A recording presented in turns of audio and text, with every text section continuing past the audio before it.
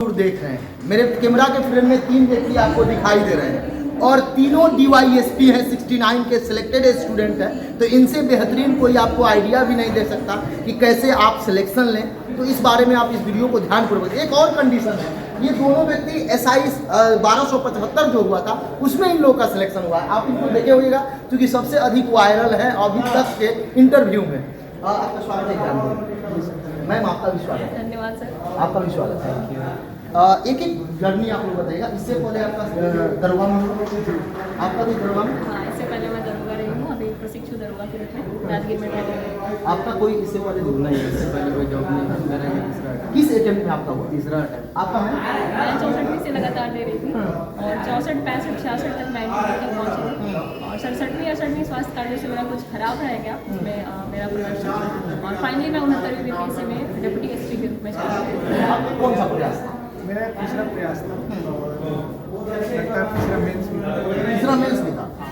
First interview. First interview आपका first interview? नहीं, ये मेरा चौथा इंटरव्यू था। चौथा हाँ, इंटरव्यू? 64, 65 और 66 में सब में इंटरव्यू में? हाँ, इंटरव्यू। कहाँ छट गई? कितना अंक से छटती थी आप?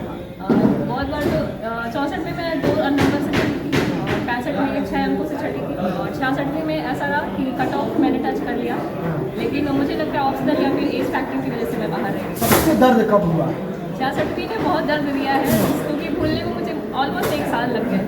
अभी भी कोई अगर 66वीं का जिक्र करे तो ऐसा लगता है मैं भूल जाता है, लेकिन फाइनली 69वीं ने उस गैप को फुलफिल कर दिया। आपका जर्नी बहुत लंबा रहा, मोटिवेशन कहाँ से मिला? सबसे बड़ा दिक्कत है UPSC DPSC का जो एस्पिरेंट है उनके साथ यही समस्या है। किसी को 2 साल लग जाता है, कोई फर्स्ट अटेम्प्ट में निकाल लेते हैं, कोई 4 साल 5 साल पूरा अटेम्प्ट दे देते हैं। ये सर जर्नी मेरी लंबी रही और इसमें मोटिवेशन की बात करूँ तो मेरे माता पिता ने हमेशा ही प्रोत्साहन दिया है और कभी कभी पेरेंट्स के पास एक सोशल प्रेशर जिसे हम लोग बोल सकते हैं वो भी आता है। वो मेरी फैमिली ने हर चीज़ फिल्टर करके दिया है। सोसाइटी उन तक बहुत सारी चीज़ें लाती थी लेकिन वो मेरे तक वो चीज़ें पहुंचाते नहीं थे। तो मुझे लगता है ये एक बहुत बड़ा फैक्टर होता है किसी भी पेरेंट्स की लाइफ में कि आपको नेगेटिव चीज़ों से दूर रखना है। साथ ही साथ मैं बोलूँगी मेंटल जो सपोर्ट की ज़रूरत होती है माता पिता के साथ साथ मुझे मेरे दोस्तों ने बहुत दिया है कि नहीं आप में वो कैपेसिटी है, आप कर सकते हो, हर चीज़ कर सकते हो। तो दोस्तों का भी काफ़ी योगदान है। आपका 2 सबसे अधिक योगदान है क्योंकि आप कई अटेम्प्ट भी दिए हैं, सब अटेम्प्ट में इंटरव्यू तक पहुंची है, कुछ पॉइंट से चलिए। उसके बाद आप मेंटर्स भी रहे हैं, कई सारे स्टूडेंट आपके सफल भी हुए हैं। आप GS पेपर पर थोड़ा सा गाइड दीजिए जो विद्यार्थी देख रहे हैं मेंस के लिए GS पेपर कैसे वर्क करेंगे ताकि अच्छा रहे। GS पेपर में और essay पेपर में मैंने ऑफलाइन और ऑनलाइन दोनों में एडवेरिया के थ्रू मैंने गाइड किया है बच्चों को।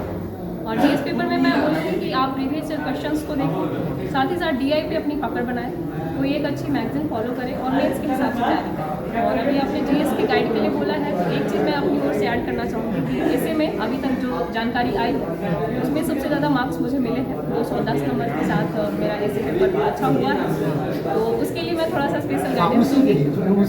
विशेष कमेंट आता है। यस सर, तो ऐसे में मैं बोलूँगी कि आप नोवेल पढ़ना सीखें, अगर चाहे हिंदी इंग्लिश जो भी आपका माध्यम हो, साथ ही साथ उसे थोड़ा प्रभावी बनाने के लिए कोटेशन ऐड करें डेली बेसिस पे। मैं क्या करती थी, वीकली 2 दिन मैंने सेट रखा था कि कुछ चुनिंदा कोर्स होते थे उसका मैं रिवीजन करती थी। तो थोड़े थोड़े टू डू लिस्ट आप बनाइए ताकि आपका ऐसे हो सके और साथ ही साथ टॉपर्स की कॉपी भी लें और उसे मेमोराइज करें कि आप अगर ये ऐसे लिख रहे होते तो किस प्रकार से लिखते हैं, इसमें कौन से कोर्स आप यहाँ पे यूज़ कर सकते थे। तो इन चीज़ों को आप अपने लाइफ में ऐड ऑन करें, निसंदेह आपका ऐसे बेहतर चलेगा। करंट के लिए आप क्या सुझाव करिएगा? विद्यार्थी चाहे प्रीलिम्स हो, मेंस हो, सब जगह करंट चाहिए, इवेंट इंटरव्यू में भी हो, करंट के लिए आप क्या करेंगे? करंट अफेयर्स को मैंने एक विजन बनाई है मेंस के लिए, स्पेशली के लिए तो एरिया था, लेकिन मेंस के लिए विजन हिंदी में और उसका नोट्स बनाया। मुझे लगता है कि आपको डेटा और फैक्ट लिखना है तो आपको नोट्स बनाना जो हाईलाइटेड पॉइंट करंट अफेयर्स सबसे ज़्यादा दूर तक चला है उसका नोट्स जरूर। चूँकि आप गाइड भी करते हैं इसलिए मैं नोट्स वाला क्वेश्चन आप ही से करा। यदि कोई विद्यार्थी नोट्स बनाते हैं, लर्नर है, एकदम शुरुआती करेंगे, उनके लिए क्या आप सुझाव देंगे, कैसे नोट्स तैयार करें? लर्नर के लिए मैं यही बोलूँगी कि आप सबसे पहले प्रीवियस ईयर क्वेश्चन देखें, सिलेबस को अच्छे से देखें। जब आप इन दोनों चीज़ों को समझ लेते हैं उसके बाद बारी आती है आपको नोट्स बनाने की। और स्टार्टिंग से मैं बोलूँगी कि आप एक न्यूज़पेपर पढ़ने की आदत डालें और आपकी तैयारी जब प्रारंभ हो जाए तो 2 से 3 महीने के बाद ये आवश्यक है कि आप किसी मैगजीन को फॉलो करें, कोई भी मैगजीन उसकी आदत बनाएं आप पढ़ने की। वहाँ से आप जो साइड में गैप होते हैं वहाँ पे आप अपने नोट्स लिख सकते हैं, जो इंपॉर्टेंट फैक्ट है उसको लिख सकते हैं, या फिर बहुत सारे स्टिकी नोट्स आते हैं मार्केट में, आजकल हाईटेक ज़माना हो गया है, आप टैब यूज कर सकते हैं। मतलब आप प्रयोग करते रहें अपने तैयारी में। मेरा क्या था, एक छोटी सी डायरी थी मेरी प्यारी सी, उसमें मैं हर रोज़ मुझे क्या करना है टारगेट सेट करती थी कि आज मुझे DI सॉल्व करना है, आज ये कोर्स याद करना है, आज इस साल का क्वेश्चन पेपर रिवाइज करना है, ये सारी चीज़ें मैं लिखती थी। तो टू डू लिस्ट बनाए और उसे कम से कम, अगर आपने 100% सोचा है कि मैं इसे कंप्लीट करूँ, अगर आप उसे 85% भी अचीव करते हैं तो आप अपने आप को शाबाशी जरूर दें कि आप सही डायरेक्शन में जा रहे हैं। साइंस को लेकर, चूंकि अभी BPSC में यदि सिलेक्शन लेना है, वो चाहे प्रीलिम्स हो, साइंस बहुत यूज हो रहा है, आगे मेंस में जाइए वहाँ भी सब जगह यूज है। साइंस के लिए आप क्या कुछ बताइए? देखिए, मेन रूप से जो साइंस है ये तो पीटी का सेक्शन है, पीटी में साइंस पूछता है, और GS2 में एक सेक्शन है साइंस डे, दोनों का जो सिलेबस है बिल्कुल अलग है।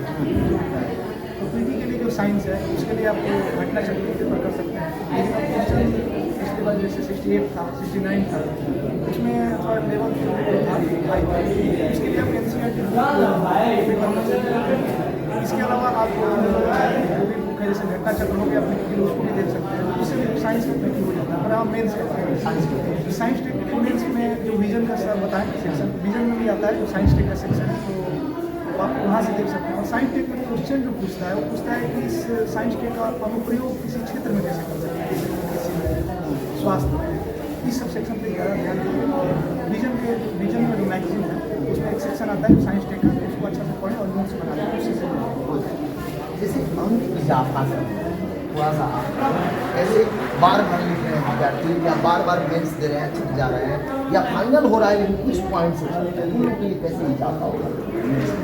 मेन्स में ये है कि GS पेपर 1 में तो DI पे कमांड होना चाहिए, और वो अचानक से बूम करता है, वो रैंक बूम करने में बहुत सहयोग करता है।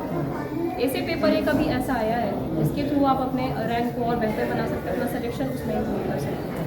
और उसके अलावा तैयारी के दौरान मैं बोलूँगी कि शॉर्ट नोट्स बनाइए, उसका बार बार रिवीजन कीजिए। रिवीजन ही मात्र एक ऐसा माध्यम है जिसके द्वारा आप अपनी तैयारी अच्छी कर सकते हैं। तो रिवीजन पे ही सभी लोगों को रिलाई करना चाहिए। और बहुत सारे लोगों का ये रहता है माइंडसेट कि मार्केट गए कभी चाय के लिए निकले तो ये बुक जो स्टोर होता है वहाँ पे कुछ नए मैगजीन्स दिखे, नए स्टडी मटेरियल दिखे, तो वो हम लोग उठाने लग जाते हैं। तो आप इन चीज़ों से बचें, बल्क ना इकट्ठा करें अपने कमरे में, कुछ ही चीज़ों को रखें और उसका बार बार रिवीजन करें, मल्टीपल रिवीजन से आपको सिलेक्शन। इंटरव्यू के लिए क्या कुछ गाइड करिएगा, 1-2 पॉइंट जिससे इनका बेहतर? इंटरव्यू में मैंने 64, 65, 66 में जो इंटरव्यू रहा है उसमें लगातार 2 बार 80 और 85 नंबर मैंने पाए हैं। One of the best number था मेरा। और इंटरव्यू के लिए मैं बोलूँगी कि कॉन्फिडेंस इज़ द ओनली की, कि आप कॉन्फिडेंस बनाए रखें, करंट अफेयर से अपडेटेड रहें, जो आपका सब्जेक्ट है उसको ब्रश अप करते रहें टाइम टू टाइम, ताकि आपका इंटरव्यू बेस्ट जाए।